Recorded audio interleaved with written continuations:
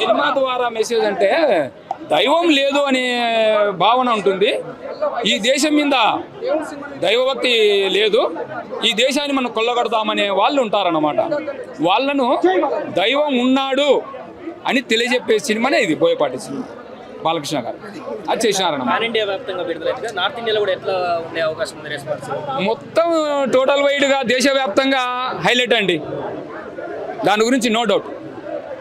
Double యాక్షన్లలో ఇద్దరు రెండు versions ఎట్లా ఉన్నాయి సార్? నేను లాస్ట్లో క్లైమాక్స్లో వెళ్ళినానండి, ఫస్ట్ నుంచి నేను చూడలేదు. యాక్చువల్గా ప్రొద్దుటూరు నుంచి వచ్చేకల్లా నాకు లేట్ అయిందన్నమాట, బస్సు మిస్ అయిపోయి.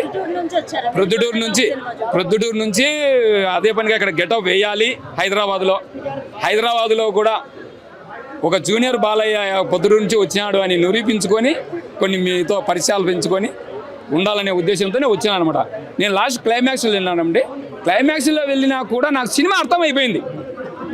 దేవుడు లేడు అన్న వారికి దేవుడు ఉన్నాడని నిరూపించినారు, అది సినిమా అండి.